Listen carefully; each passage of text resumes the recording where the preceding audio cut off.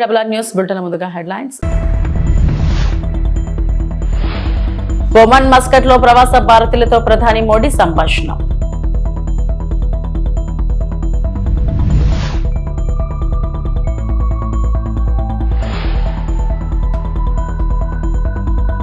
Business reformer of the year అవార్డుకు AP CM ఎంపిక.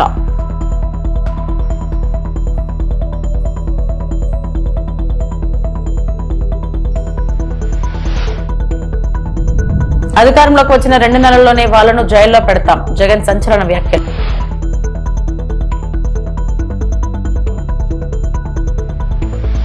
మైత్రి పర్వ్ కార్యక్రమం సందర్భంగా ఒమన్లోని మస్కట్లో భారత ప్రవాసుల మరియు విద్యార్థులతో ప్రధానమంత్రి నరేంద్ర మోడీ సంభాషించారు. సభను ఉద్దేశించి ప్రసంగిస్తూ భారతదేశ ఆర్థిక వృద్ధి, గొప్ప సాంస్కృతిక వారసత్వం మరియు యువిక అంతరిక్ష కార్యక్రమం వంటి కార్యక్రమాల గురించి మాట్లాడారు. ये दुनिया भर में बसे प्रत्येक भारतीय के लिए गर्व का विषय है. दिवाली की यह वैश्विक पहचान हमारी उस रोशनी की मान्यता है जो आशा, सद्भाव और मानवता के संदेश को, उस प्रकाश को फैलाती है. साथियों, आज हम सब यहां भारत ओमान मैत्री पर्व भी मना रहे हैं.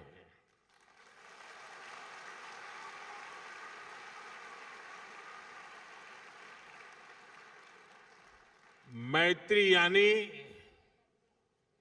एम से मैरीटाइम हेरिटेज, ए से एस्पिरेशंस, आई से इनोवेशन, टी से ट्रस्ट एंड टेक्नोलॉजी, आर से रिस्पेक्ट, आई से इंक्लूसिव ग्रोथ, यानी ये मैत्री पर्व हम दोनों देशों की दोस्ती, हमारी शेयर्ड हिस्ट्री और प्रॉस्परस फ्यूचर का उत्सव है.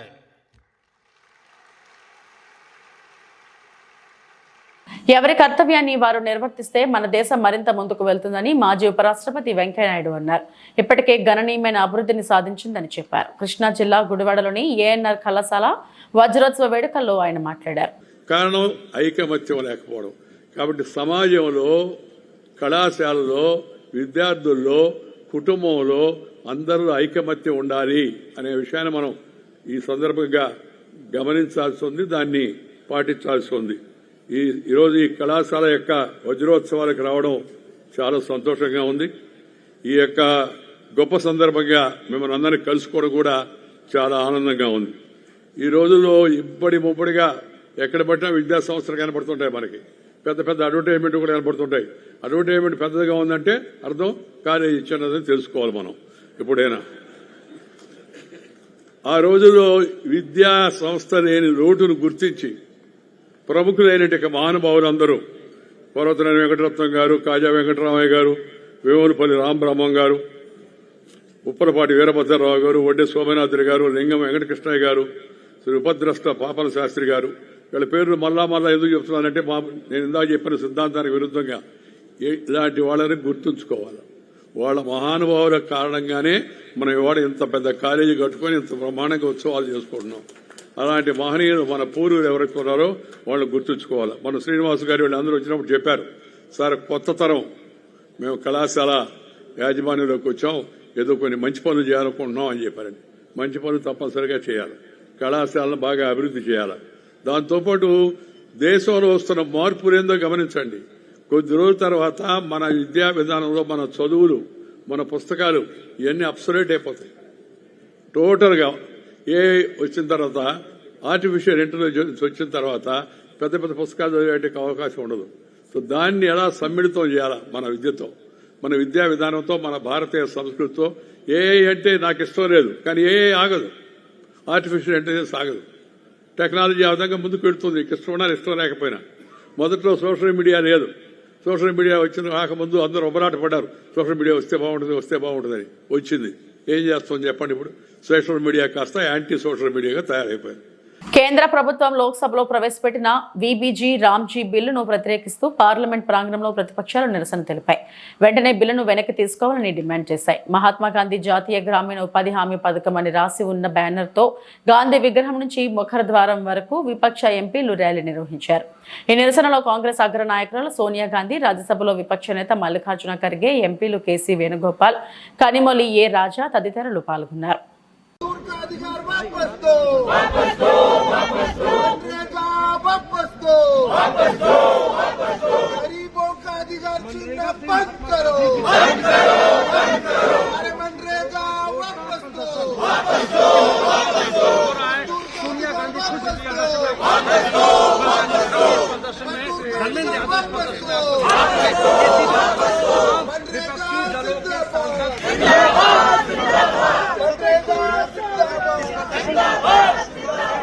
ఆంధ్రప్రదేశ్ ముఖ్యమంత్రి నారా చంద్రబాబు నాయుడుకు ప్రతిష్టాత్మక అవార్డు దక్కింది. దేశంలోని ప్రముఖ ఆర్థిక దినపత్రిక ది ఎకనామిక్ టైమ్స్ ఈ ఏడాది ప్రతిష్టాత్మక business reformer of the year అవార్డును సీఎం చంద్రబాబుకు ప్రకటించింది.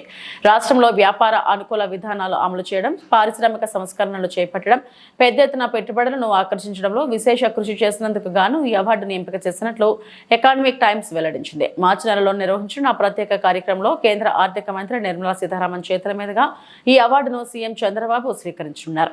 ఈ ఎంపిక దేశంలోని ప్రముఖ పారిశ్రామికవేత్తలు, ఆర్థిక నిపుణులు, న్యాయవేత్తలతో కూడిన అత్యున్నత స్థాయి జ్యూరీ ద్వారా ఎంపిక చేస్తారు. ఇన్ టన్స్ అండ్ టన్స్ అనేటువంటిది మాకు అర్థమవుతుంది సార్. ఒకటి, ఈరోజు మామూలుగా పొలిటీషియన్ గుర్తింపు కోసం ఆరాటపడతాడు సార్.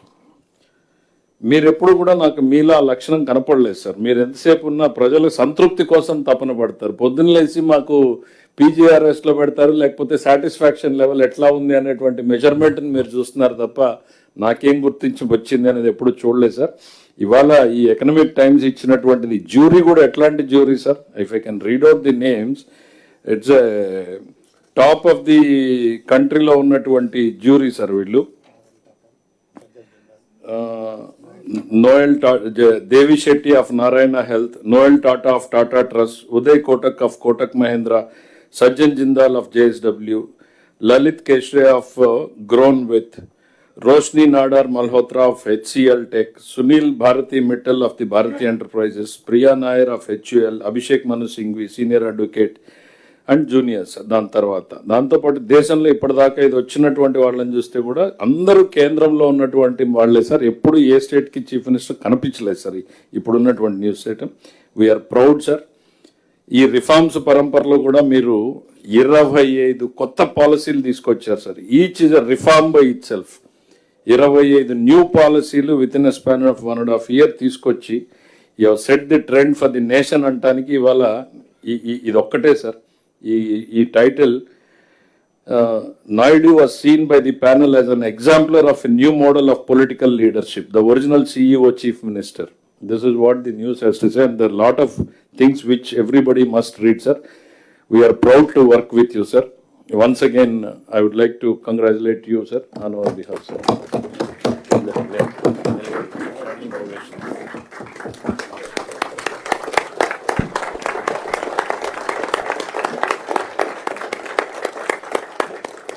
వైఎస్ఆర్ కాంగ్రెస్ పార్టీ అధినేత మాజీ ముఖ్యమంత్రి వైఎస్ జగన్మోహన్ రెడ్డి సంచలన వ్యాఖ్యలు చేశారు.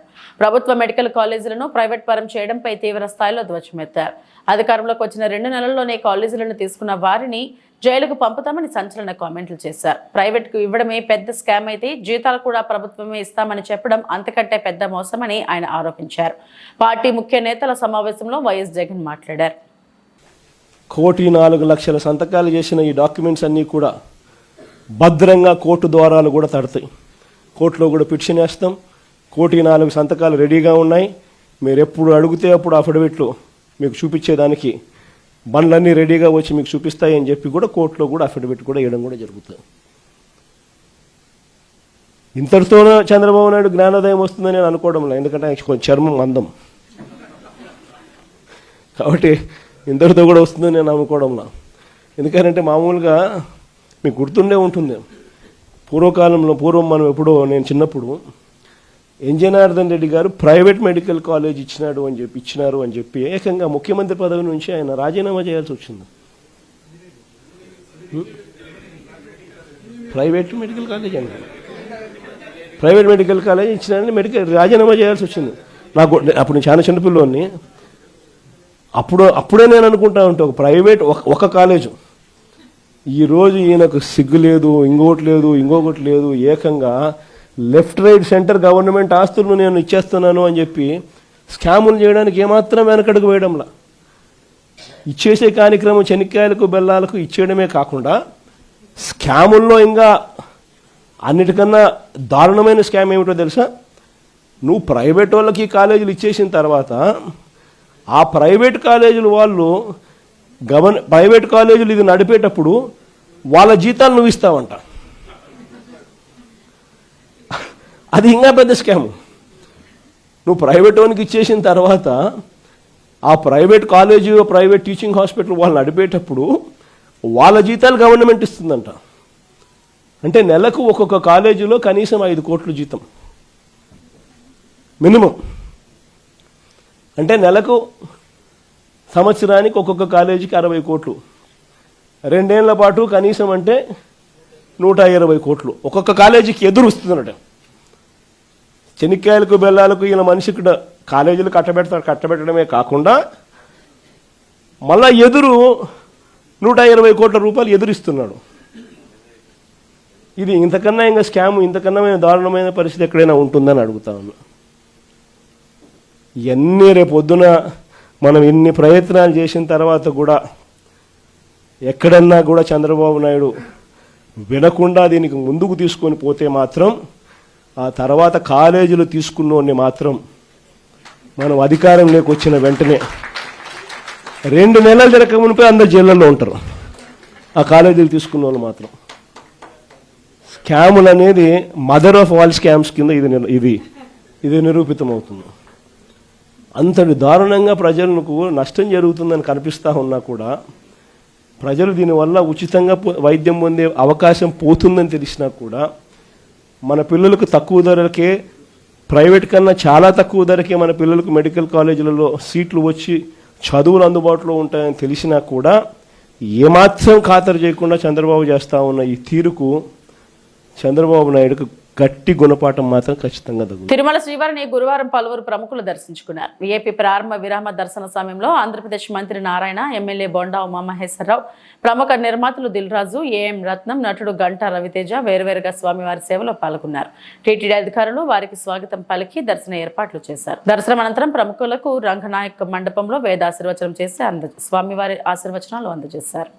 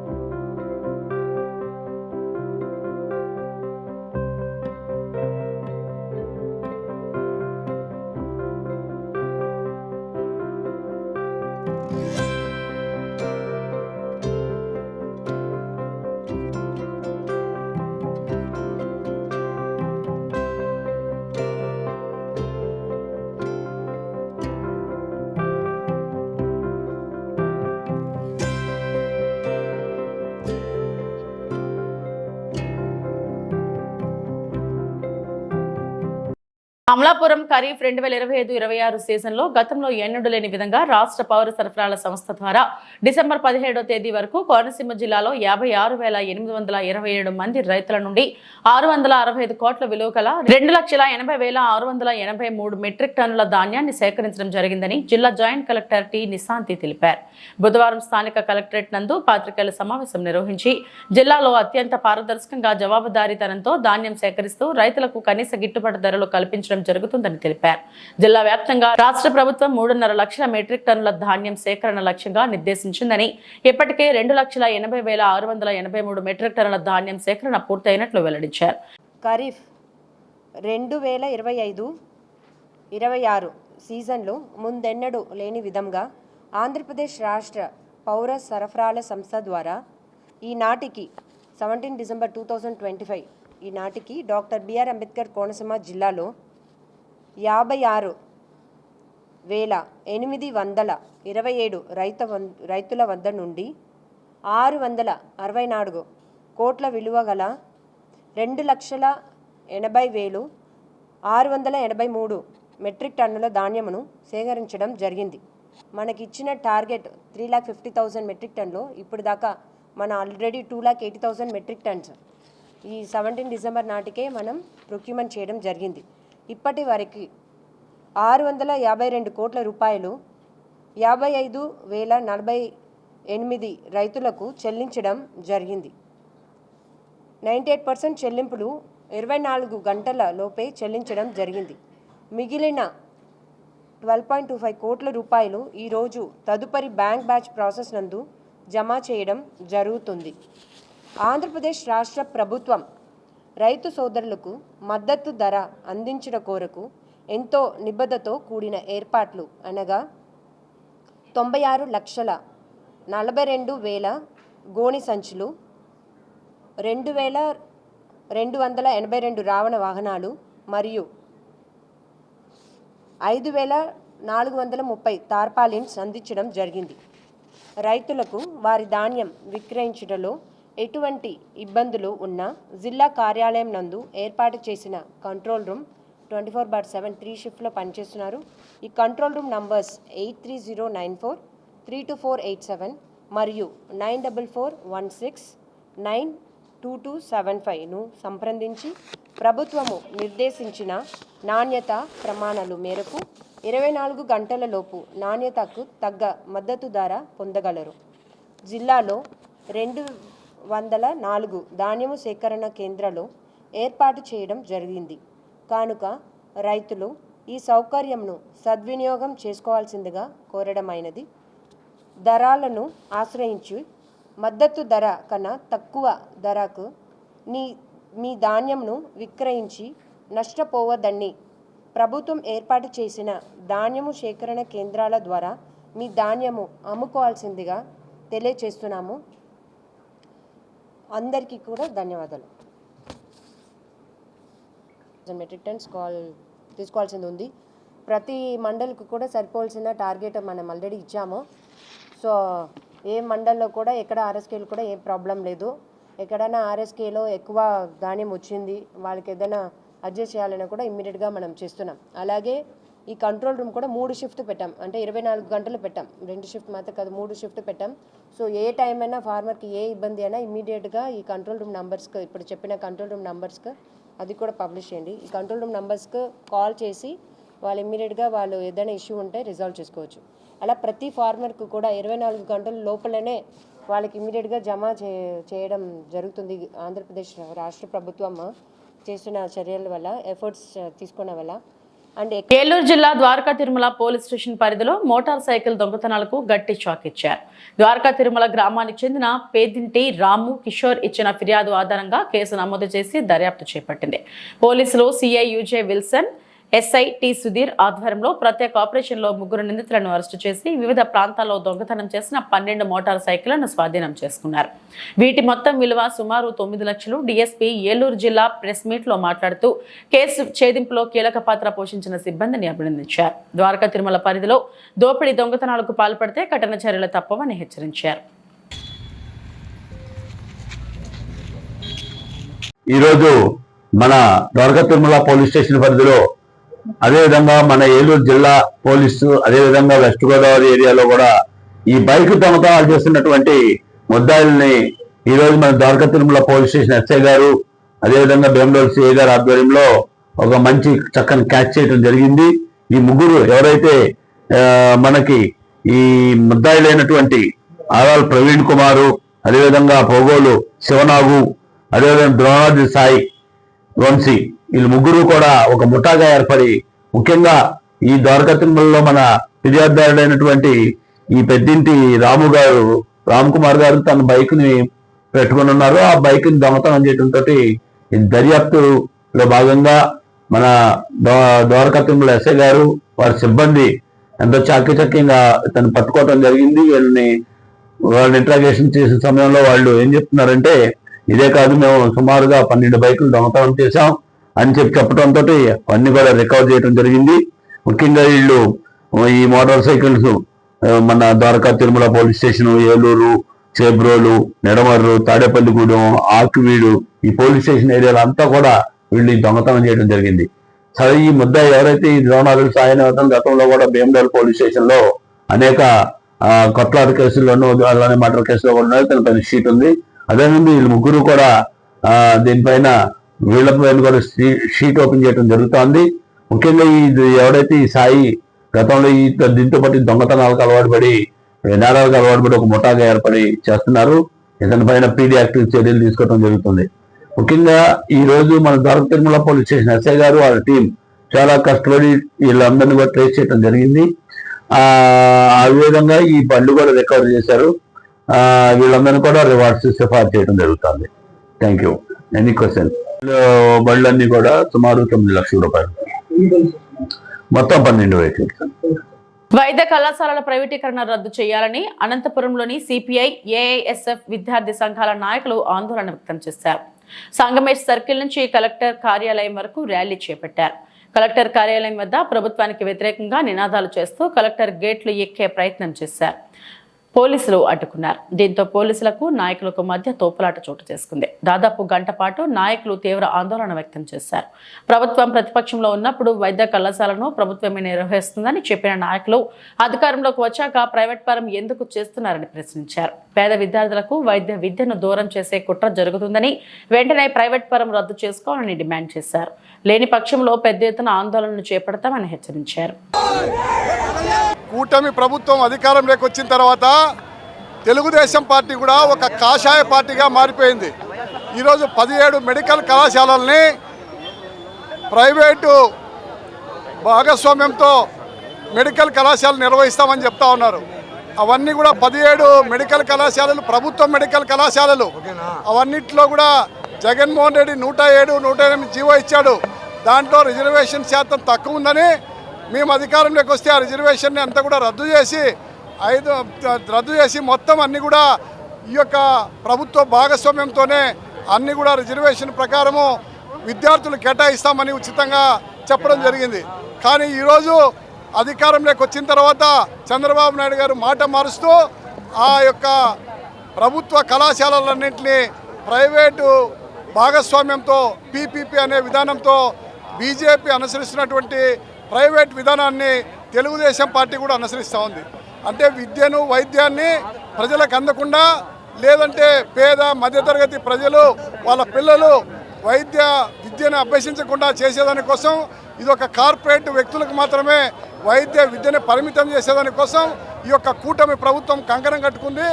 అందుకోసమే ఈరోజు సిపిఐ పార్టీ రాష్ట్ర వ్యాప్తంగా ఈ యొక్క మెడికల్ కాలేజీల దగ్గర ధర్నాను, కలెక్టర్ ఆఫీసుల దగ్గర ధర్నా నిర్వహిస్తూ ఉన్నాం.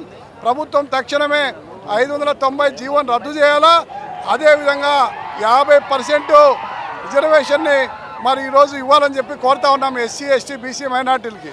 దాంతోపాటు ఈరోజు మరి 2500 సీట్లు మెడికల్ కాలేజీ సీట్లుంటే ఆ సీట్లన్నీ కూడా అమ్ముకునేదానికి ప్రైవేట్ వ్యక్తులకి మీరు దారదత్తం చేస్తూ ఉన్నారు. అంటే ఒక్కటి కూడా వెనకబడిన వర్గాలకి, దళితులకు, అదేవిధంగా మైనార్టీలకి ఆ సీట్లు దక్కకుండా వైద్య విద్యని దూరం చేస్తూ ఉన్నారు. కాబట్టి ఈరోజు ఉచితంగానే ప్రభుత్వము మరి ఈరోజు మెరిట్ పైన వచ్చినటువంటి వారందరికీ కూడా రిజర్వేషన్ ప్రకారం కూడా ఇవ్వాలా, మెరిట్ ప్రకారం కూడా ఇవ్వాలా. విశాఖపట్నంలో coastal security police, Visakhapatnam port authority ఆధ్వర్యంలో మత్స్యకార యువతలో క్రీడా స్ఫూర్తి, క్రమశిక్షణ, సామాజిక ఐక్యత పెంపొందించే లక్ష్యంతో భారీ క్రికెట్ టోర్నమెంట్ నిర్వహిస్తున్నారు. 3 రోజుల పాటు కైలాసగిరి ఏఆర్ గ్రౌండ్స్ లో ఈ fisherman community youth cricket tournament జరగనుంది. విశాఖ తీర ప్రాంతాల నుంచి వచ్చిన అనేక జట్లు ఈ పోటీల్లో పాల్గొని ఉత్సాహంగా పోటీ పడనున్నాయి. మత్స్యకార యువతను మాదక ద్రవ్యాలు, అసాంఘిక కార్యకలాపాలకు దూరం చేసి క్రీడల వైపు ప్రోత్సహించడమే ఈ టోర్నమెంట్ ప్రధాన ఉద్దేశమని విశాఖ రేంజ్ డీఐజీ గోపీనాథ్ జెట్టి తెలిపారు. యువతలో నాయకత్వ లక్షణాలు పెంపొందించడం, తీర ప్రాంత భద్రతపై అవగాహన కల్పించడం కూడా లక్ష్యమన్నారు. మత్స్యకార గ్రామాల్లో ఉన్నటువంటి యువతతో కమ్యూనిటీ పోలీసింగ్లో భాగంగా కోస్టల్ సెక్యూరిటీ పోలీసు వారు ఈ క్రికెట్ టోర్నమెంట్ అనేటువంటిది ప్రారంభించడం జరిగింది. దీనికి కోస్టల్ సెక్యూరిటీ పోలీసు మరియు మన పోర్టు అధికారులు సంయుక్తంగా కలిసి ఈ టోర్నమెంటు నిర్వహిస్తున్నాం.